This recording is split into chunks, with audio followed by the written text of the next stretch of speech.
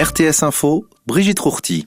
Le juge dirigeant l'enquête libanaise sur l'explosion meurtrière du 4 août dans le port de Beyrouth veut que des investigations soient menées à l'encontre de 3 ministres pour leur possible responsabilité dans cette catastrophe, a annoncé hier une source judiciaire.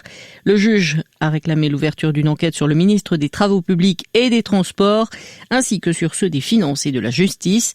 Le gouvernement a démissionné après le drame, mais continue d'expédier les affaires courantes, un nouveau n'ayant toujours pas pu être constitué.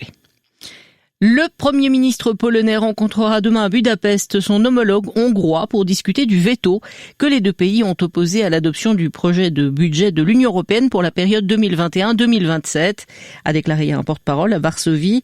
Pologne et Hongrie ont bloqué plus tôt ce mois-ci l'adoption du budget pluriannuel de l'Union et du plan de relance destiné à aider les pays du bloc à se remettre des effets de la crise de coronavirus, en raison du conditionnement de l'aide au respect de l'état de droit.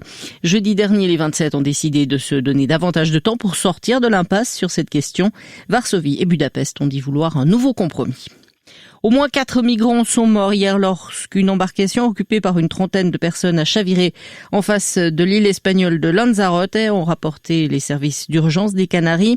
Une embarcation de fortune a chaviré vers 20h30 heure suisse alors qu'elle approchait de la côte. 5 de ses occupants ont pu atteindre la terre et les services d'urgence en ont secouru 15. À l'occasion de la Journée internationale pour l'élimination de la violence à l'égard des femmes prévue aujourd'hui, le Palais fédéral, le Jet d'eau et le Palais des Nations seront illuminés dès 17h en orange, symbole de cette journée. À cette occasion, les collectifs suisses de la grève féministe exigent que la Suisse intègre la notion de consentement dans la prochaine révision du Code pénal. Un nouveau journal débarque dans la région Rivera-Chablais début 2021. Il se présentera sous la forme d'un hebdomadaire payant et d'un tout-ménage mensuel.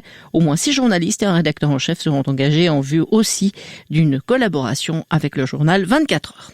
Enfin, la grande famille du rugby est en deuil. L'ancien joueur du 15 de France et du Stade français, Christophe Dominici, est mort hier à l'âge de 48 ans. L'ex-ailier international a été retrouvé mort dans le parc Saint-Cloud après avoir sauté du toit d'un bâtiment désaffecté. Avec sa mort, le rugby français perd l'une de ses légendes et un joueur emblématique doté d'un immense palmarès. Il a notamment fait partie des tombeurs des All Blacks en demi-finale du mondial 1999. Brouillard ou stratus sur le plateau ce matin avec un sommet vers 800 mètres qui ne se dissipera que partiellement au cours de journée. Sinon, temps bien ensoleillé malgré l'arrivée de nuages élevés, par moments denses à partir de l'ouest. 5 degrés sous la grisaille, jusqu'à 10 au soleil. Même type de temps demain, vendredi, ciel seulement en partie ensoleillé au nord des Alpes, bien ensoleillé dans les Alpes une bonne partie de la journée, puis augmentation de la couverture nuageuse en fin de journée, 6 à 10 degrés. Vous écoutez RTS Info, je vous retrouve pour un nouveau bulletin à 4 heures.